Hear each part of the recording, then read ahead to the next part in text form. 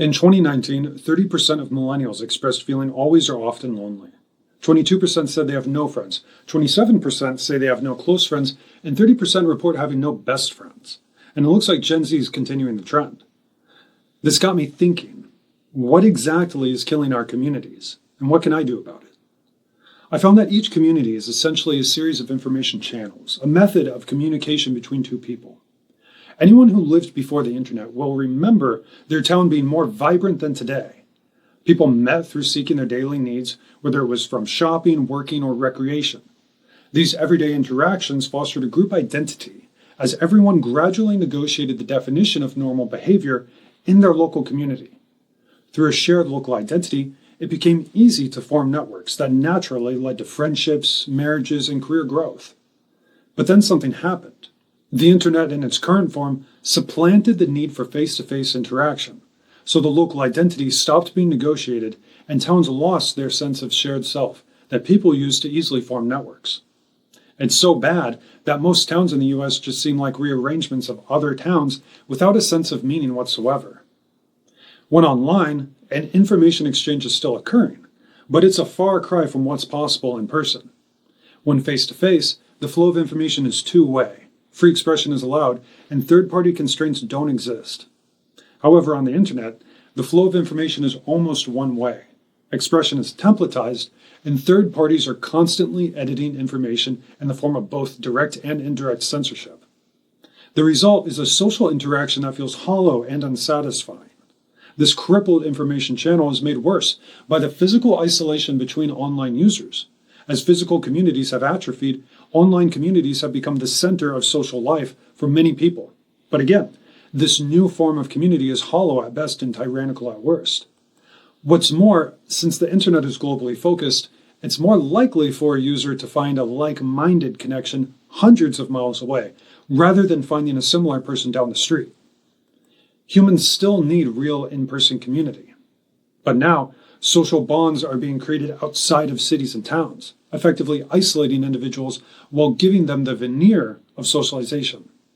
Inevitably, this leads to apathy for one's town, since why would anyone care about the impacts of local leaders when they have no stake in the community? Leading apps such as Tinder, LinkedIn, and Facebook were sold as a convenient substitute for face-to-face communications that were seen as too slow and inefficient. Except that didn't work, and now people have a vast amount of information that's meaningless. What's more, many people have moved their reputations to an online platform, where social missteps are magnified and harshly punished, resulting in inauthentic communication that pleases everyone and connects with nobody. Instead of online communication mimicking the offline world, the opposite has occurred, normalizing a deformed communication style in person that we can see in today's youth. That's why I created Copelod, an app that contains the building blocks of a community. Copelod doesn't ask users to stop using the internet and go offline completely. That isn't a solution. Instead, it facilitates a new channel of information between both worlds to offer a third choice. Imagine looking on a local map and finding people just like you, without anyone risking their privacy, or discovering the core values of a town and befriending the locals while sitting at home as you decide where to move your family. And instead of trading data theft and censorship for your product's listing, why not instead sell directly to your neighbors without competition from SEO, paid ads, and multi-million-dollar marketing campaigns that want to drown you out? It all begins with haves and wants, the fundamental units of exchange in a society. Copelod does away with single-purpose application design, offering users a sandbox method for communicating globally or locally for anything, a requirement of free expression. Users begin by leveraging a robust variable system that pulls the most useful haves and wants generated by users on a local and global scale. Each have and want acts as a search term attached to the user's profile. Haves represent what you can give to others, or better said, how you want to be found. Wants act as the default search criteria when locating a user with particular haves. Depending on the number of wants that match another user's haves, a percentage representing the degree of the match is shown as a pin on a map of your search area. Instead of posting to a platform that hides your profile in a sea of content, Copelod funnels your profile back into your community by giving you an advantage over traditional market makers. But that's just the beginning. Have and want variables provide unlimited expression, but alone, they don't solve the problem of online inauthenticity holding back natural connections. To truly revitalize community connections, users need to feel safe expressing who they are. We need to break through the narrative imposed on us that constrains our voice at church, the workplace, or around our neighborhood block. The answer is a dual profile system of user identification that offers the flexibility of a private and public profile. Each public and private profile contains different information, such as connections, group affiliations, and posts, while keeping the same haves and wants. The visibility of profile information depends on whether the viewing user is a connection or a stranger, meaning someone that is not associated with your profile. To obfuscate whether someone is using their public or private profile, each profile can independently show different information to either a connection or a stranger, essentially making a public profile look like a private profile or vice versa, depending on the information that is made available to a stranger or connection. Best of all, if you're comfortable sharing your convictions with the world as your true self, you don't need to bother with a public profile and can use Copelod as it best fits you. But just think about the doors that open with a dual profile system. When other users like you are also free to share their honest opinions through a geo-located and safe public profile, you can finally drop the wall of off-limit topics and truly speak freely to coworkers, neighbors, and acquaintances if you're traveling. I think we're all tired of building phony relationships at the office based off of milquetoast topics. So here's an example of Copelod's power. Currently, an office worker can't afford to rock the boat by being themselves and risk getting fired with a bad reputation added on. With Copelod, a user could add wants to his public profile that don't fit the mold, such as religious and political beliefs, or something really dangerous like forming a union. He could then perform a search for such wants at his office and discover who carries those wants as haves. Both parties then become connections on Copelod. Now we have two public profiles talking to each other.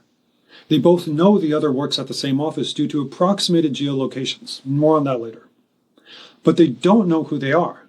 This is where Copelod really shines.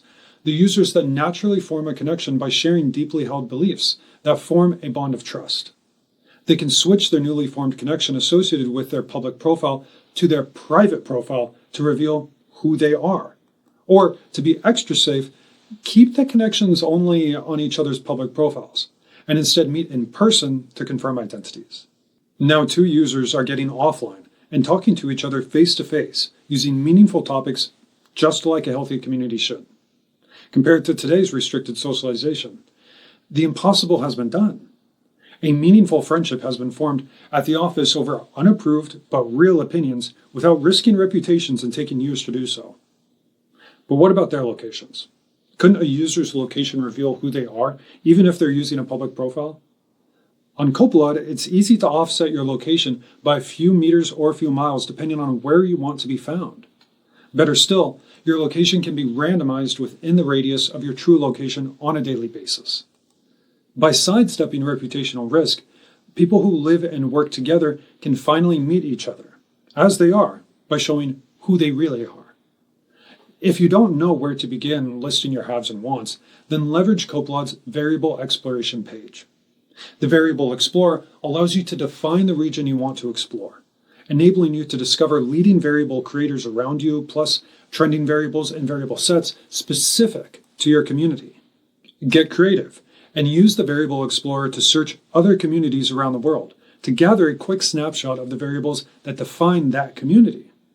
What could you do with real-time evolving data on the haves and wants of any region around you?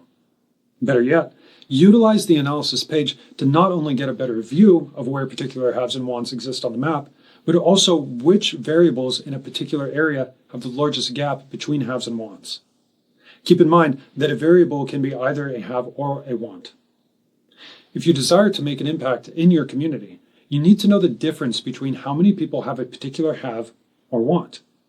If wants outweigh haves for a particular variable such as activist, you can list that have on your profile to passively be discovered by people needing you. Alternatively, the analysis page lets you drill down to specific users based on gaps, so you can start reaching out directly to others with a solution to their wants. Now we're sidestepping organizations altogether. But don't stop there. When the flip side occurs and haves outnumber wants, you'll learn what a group of people have to offer that is not being asked for. This either saves you a lot of time by letting you avoid providing another have that's already dominating a want, or it tells you key information about a moving trend.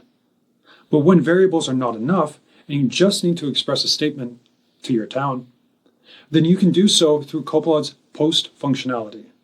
When writing a post, users are allowed to limit the area around their location that post will be visible to. Why is this useful? Because maybe you need to have a conversation with your community without interference from outsiders who don't have a stake in your community. This replicates a town hall environment where locals can privately discuss together to solve a problem. So far in our discussion, we've seen Copelod provide an unrestricted two-way information channel between users in the form of have and want variables, tied to an obfuscated geolocation and profile. This allows for risk-free communication between locals and strangers, regionally or globally. Through risk-free communication, desperately needed social bonds can regrow community. But a community is more than free expression. It also provides protection. In almost any emergency situation, a neighbor is closer than a first responder, and often preferred in sensitive matters. That's why we created the Emergency Partner System. For your especially trusted connections, you can send a link that invites them to your list of partners. When the worst occurs, with one tap you can send out a pre-configured message to your partners, alerting them of your need. Your partners can then forward your message to their partners, creating a domino effect of help. Now that you have free expression with privacy and safety, you may want to form a group with all of those connections you share an ambition with. Let's now learn about the other half of Copelod that will accelerate change around the world by providing the ultimate tool for grassroots movements.